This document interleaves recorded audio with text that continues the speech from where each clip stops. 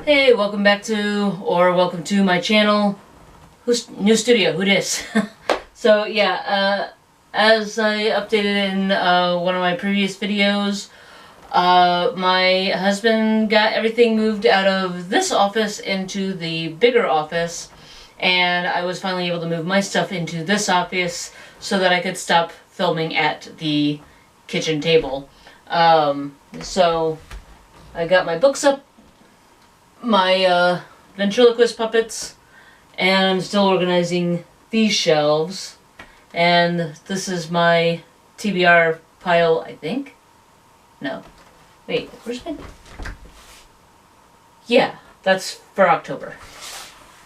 I know what I'm doing. Today we are looking at the Complex Courtship, or Mr. Darcy's Complex Courtship by Kelly Miller. No relation. But I really like the Pride and Prejudice book, the story, and I will usually find myself gravitating towards any kind of variation. So like, what was it, like Pride and Prejudice and Vampires or something like that. I haven't gotten to see that, but I have been wanting to see it, so I've been on the lookout. I was not able to go and see it when it was out in theaters, so I've been just kind of trying to find it in the meantime. But when I saw this, when this came up on my last, the first time when I started this channel and I asked people for their book recommendations, as soon as I saw this, I knew it had to be on the list. So this is one that I chose, and I didn't let the randomizer choose it. I just chose it because I knew I wanted to read it. And honestly, I'm reluctant to say I was in a reading slump, but I don't know what else to call it. Because I read the Diamond Palace by T.M. Kirk, and I liked the book. I liked the story. I enjoyed it. I blazed through it. But then every book after that, I felt like I was kind of dragging myself through it, even though I enjoyed the story. So, like, In Fields of Butterflies. I liked the story. I enjoyed it. But I just didn't have the motivation to read it. I had to force myself to read it, and I think I would have enjoyed... and The Well of Ada, True to My Name, All That You Are,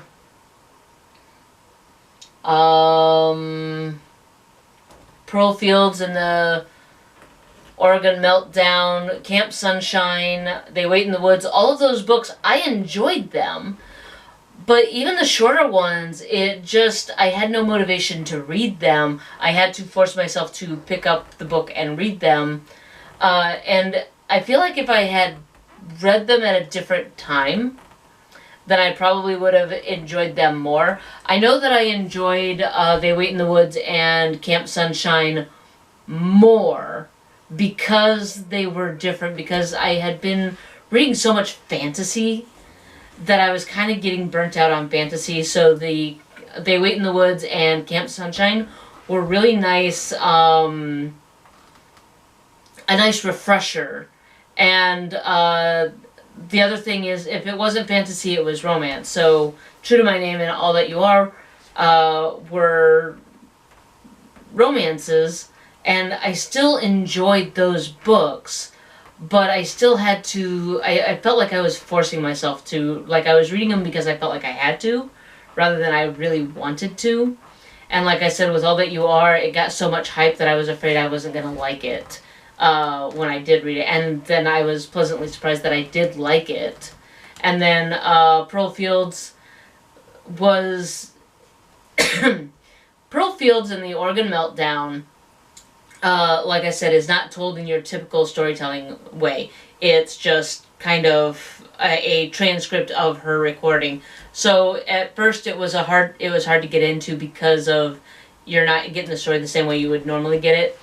But once I got used to the format, it was fine. And again, it was refreshing because it wasn't a romance, it wasn't a fantasy, it was just a woman trying to survive during a complete pandemic meltdown in her country. And then I picked up Mr. Darcy. I got done with those, and I picked up Mr. Darcy's Complex Courtship. And I didn't have to force myself to read it. It didn't feel like an obligation. I really enjoyed this book, to the point that it was, and maybe it's because it's kind of in keeping with Jane Austen's voice style.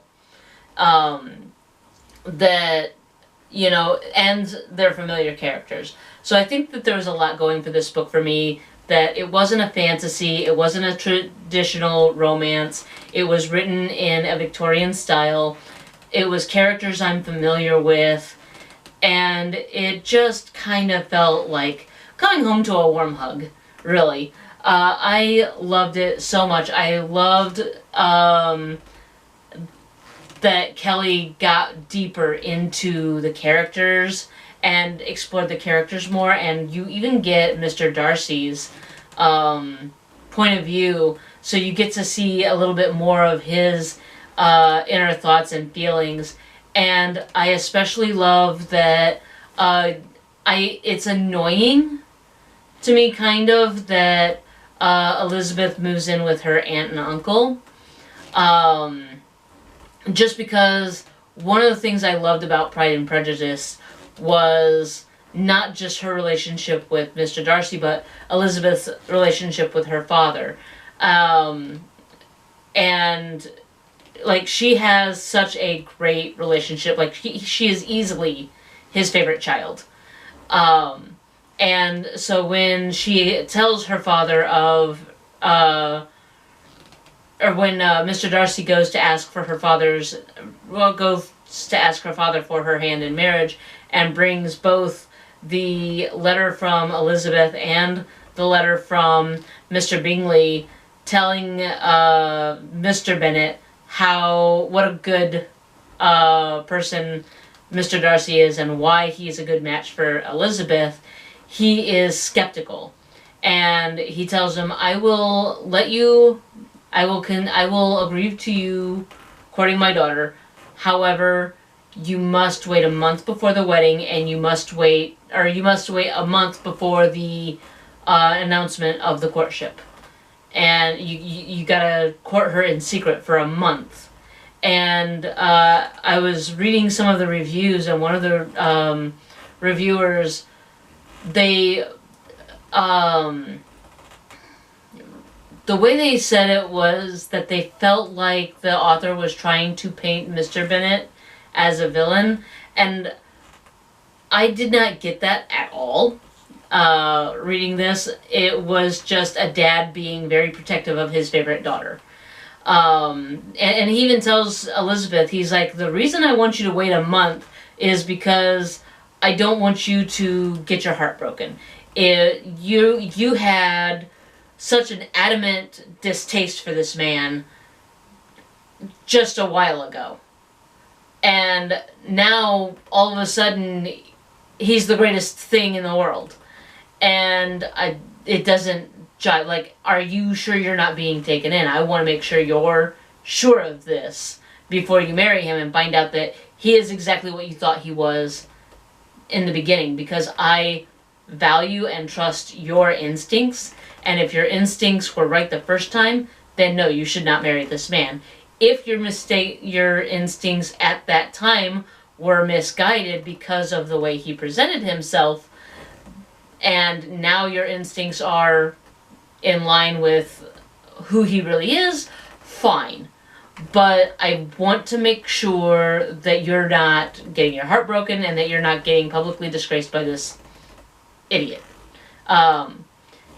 And she even says, well, you didn't have a problem with Mr. Bingley marrying Jane. And he's like, no, Mr. Bingley showed an interest in her right away.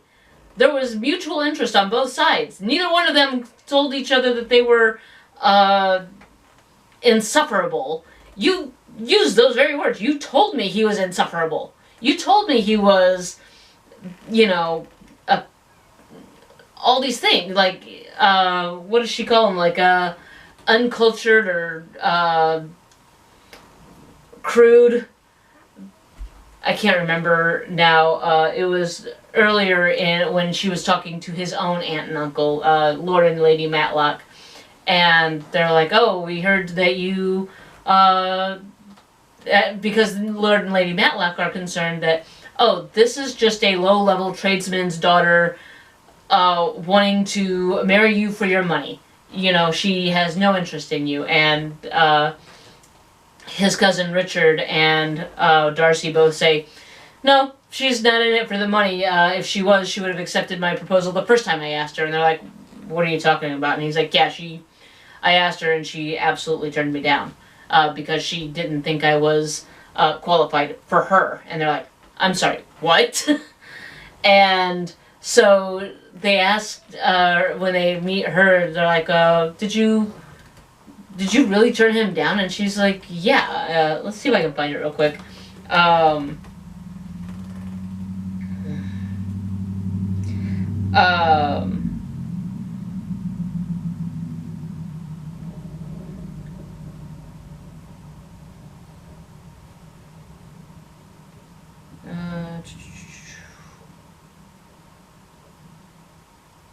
Oh, no, that's back when Richard is trying to talk them into letting Richard is Lord and Lady Matlock's son, and he and her are trying to convince Lord and Lady Matlock that it's okay for Darcy to marry Elizabeth Bennet. And so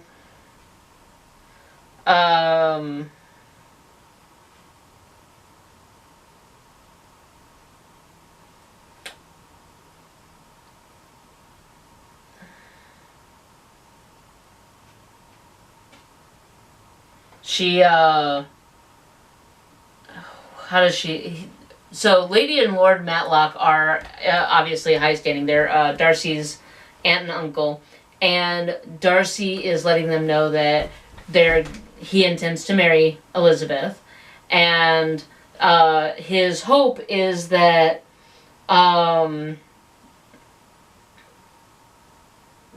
the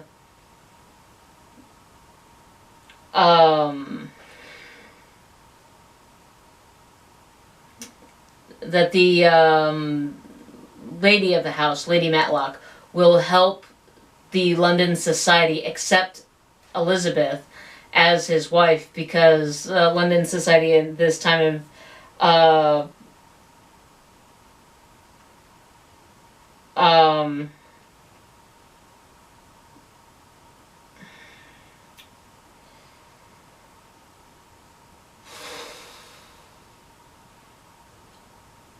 what is it?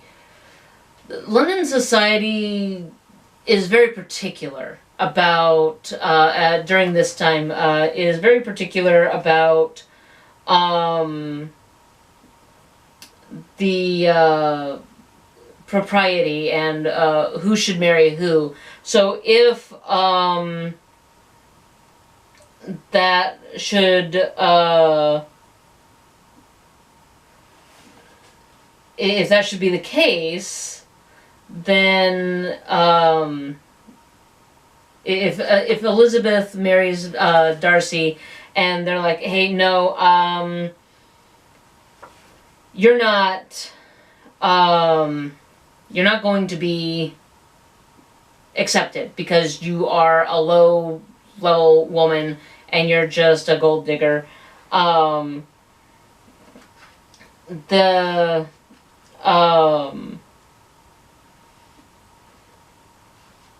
The high society would not accept her, and then Mr. Darcy would be... It could cost him his own standing. Even though he's the Lord of Pemberley Estate, he could lose his own standing just because he married a commoner, and he would not be in as high regard. And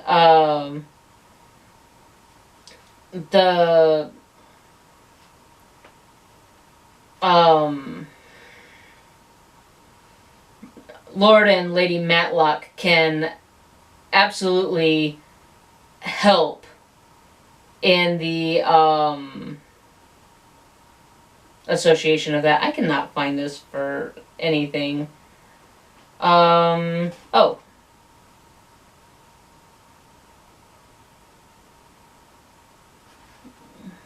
Let's see.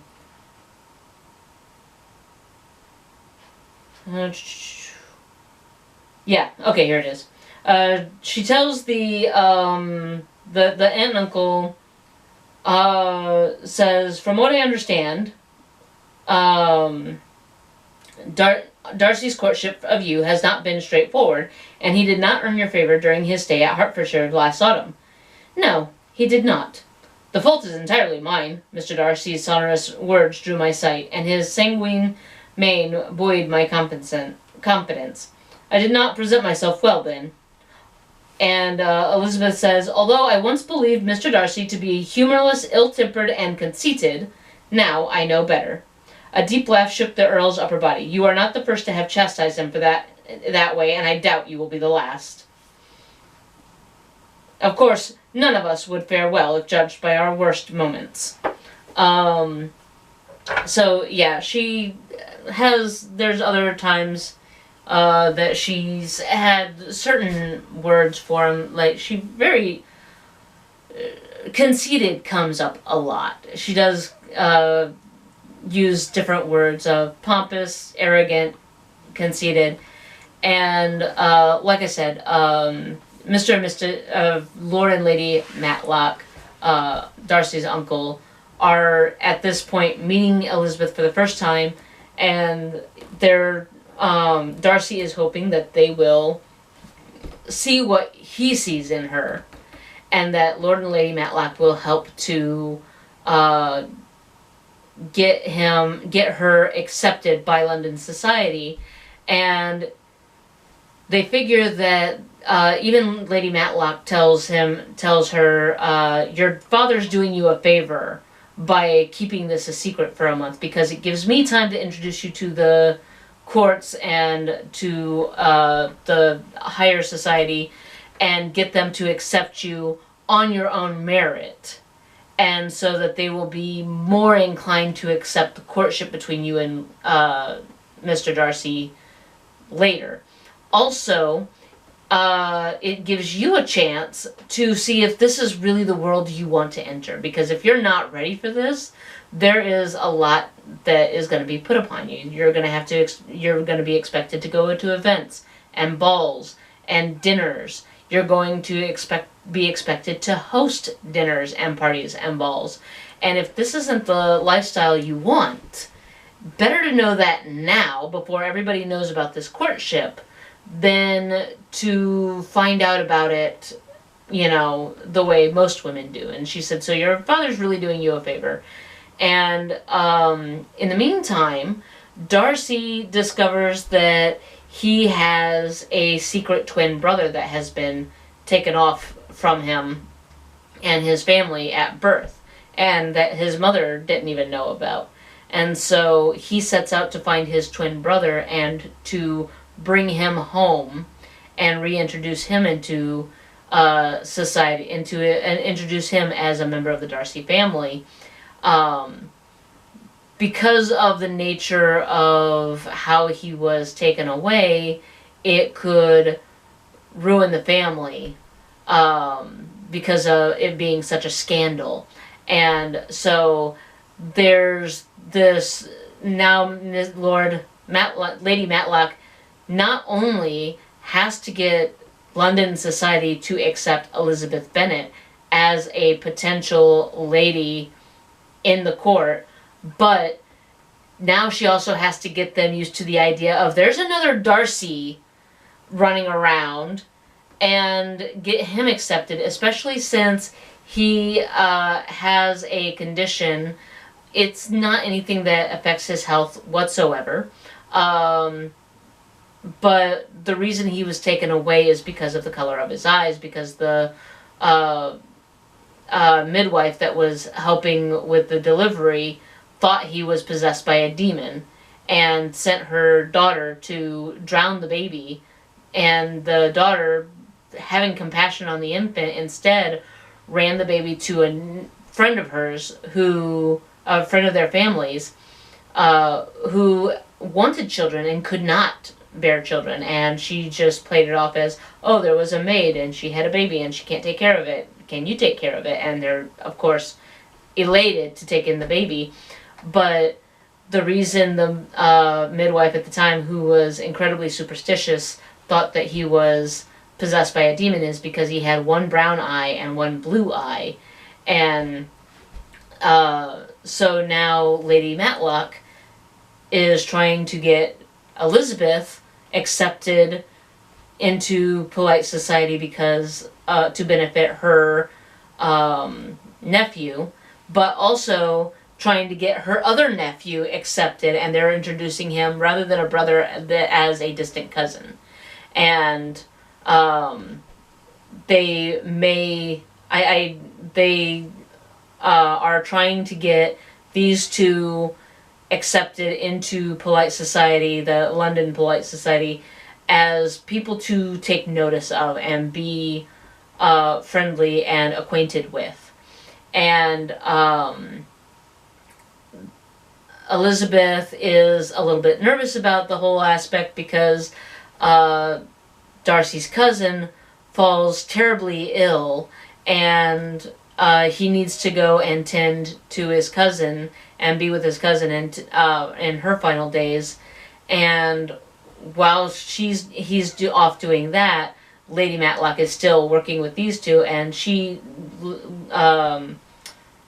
Miles, Darcy's twin brother, is getting very well accepted into the society because they're like, well, he is a Darcy, so it doesn't matter that, he's not going to, it doesn't matter who he is, it doesn't matter what color his eyes are, he's a Darcy, we have to treat him with respect because Darcy.